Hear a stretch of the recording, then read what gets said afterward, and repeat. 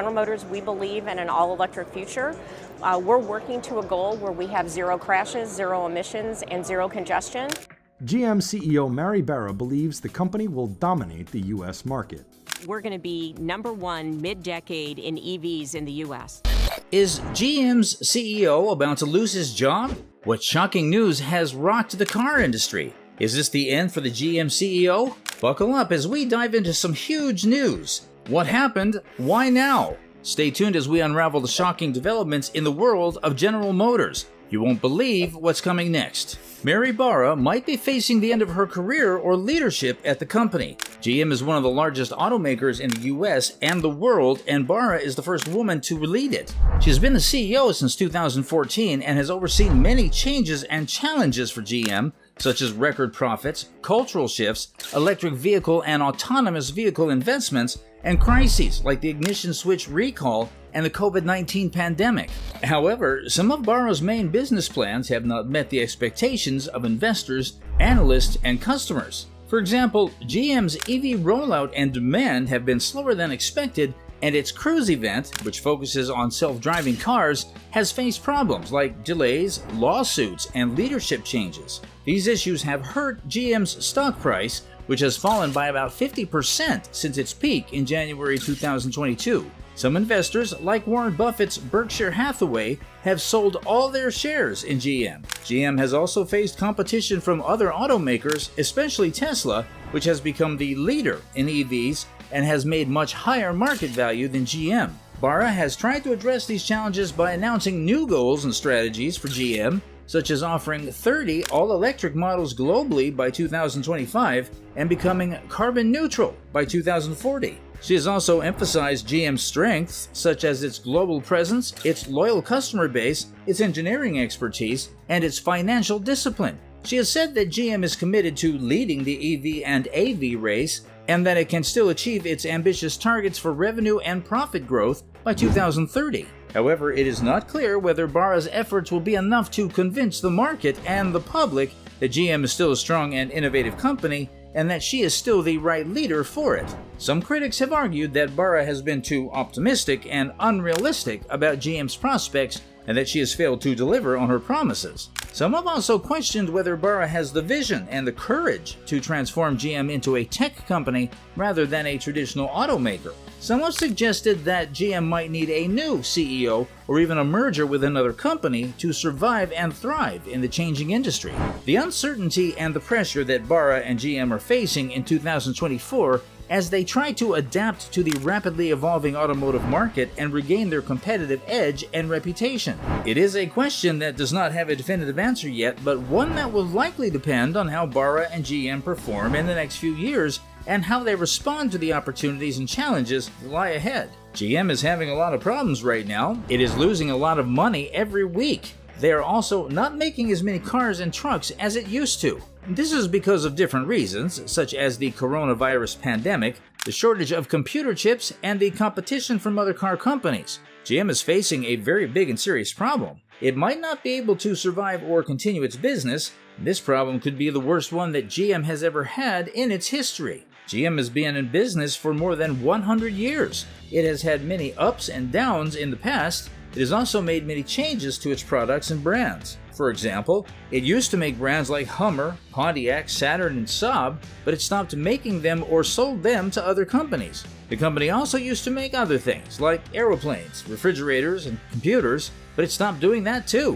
GM has also faced many challenges and difficulties, such as wars, recessions, strikes, lawsuits, and scandals. Sometimes GM has had to ask the government for help or protection. For example, in 2009, GM was so in debt that it had to file for bankruptcy. This means that it could not pay back the money that it owed to other people or companies. The government agreed to help GM by giving it some money and buying some of the shares. This way, GM could keep running its business and pay back some of its debts. GM also had to sell some of its assets and close some of its plants and dealerships. GM came out of bankruptcy in a month and became a new company with a new structure and a new plan. GM has tried to improve its situation and performance since then. It is focused on making more electric and autonomous vehicles, which are cars and trucks that run on batteries or can drive themselves. It has also invested in new technologies and partnerships, such as with Uber, Lyft, and Honda. It has also tried to reduce its cost and increase its profits.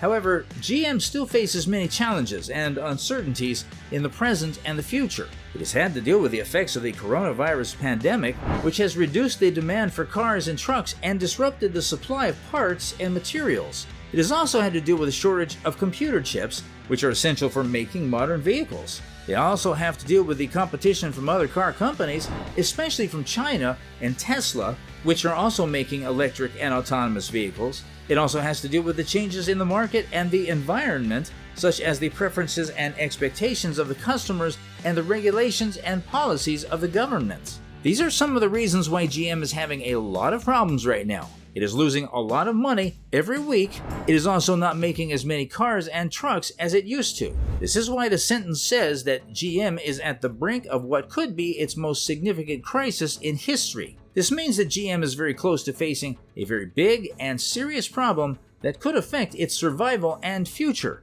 This problem could be worse than any other problem that GM has ever had before. In this challenging situation, Bara is making a bold decision. Instead of pulling back from the electric vehicle market, Bara is investing even more in it. This is what doubling down means. It's like in a game of poker where a player, instead of folding, decides to increase their bet, hoping for a better outcome in the future. Many people see Bara's decision as a risky bet. They think Bara is taking a big chance, hoping that the EV market will improve and the investment will pay off. This is why it's referred to as a high-stakes gamble. High stakes means the risk is high, but the potential reward is also high. However, some people don't see this as a well-thought-out strategy. They think Bara is not carefully planning, but rather taking a gamble. A carefully crafted plan would mean that Bara has analyzed the situation thoroughly, considered all possible outcomes, and made a strategic decision based on that analysis. But according to these people, that doesn't seem to be the case here. Bara is taking a big risk by investing more in electric vehicles at a time when the market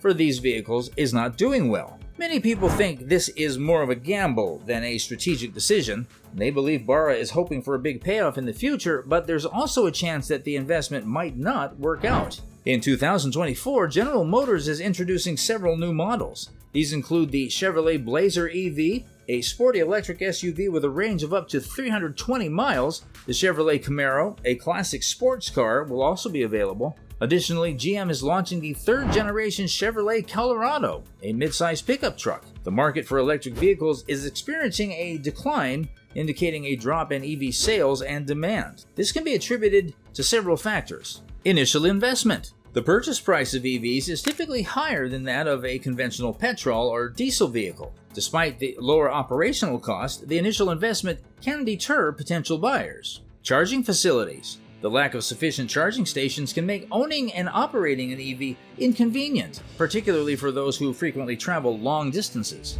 Battery concerns. The fear of an EV running out of power before reaching its destination, known as range anxiety, can dissuade people from purchasing EVs. Performance in harsh weather. There are concerns about the performance of EVs in extreme hot or cold weather conditions. Service and repair. The scarcity of service centers for the maintenance and repair of EVs is another concern. Global economic impact. The worldwide car market was severely impacted by the economic fallout of the COVID-19 pandemic, technological advancements, and market competition. The entry of more companies into the EV market intensifies competition. Coupled with technological progress, this can lead to price reductions, affecting the overall market. Appeal and cost-effectiveness. For widespread adoption, EVs need to be both appealing and cost-effective. Presently, issues related to battery cost and the lack of charging infrastructure remain challenges. Could this be the final chapter for the GM CEO? As we delve into this huge news, one question lingers. What's next? Hold your breath as the future of General Motors hangs in the balance. Stay tuned for the shocking revelation. Comment your thoughts on this, and don't forget to like, share, and subscribe.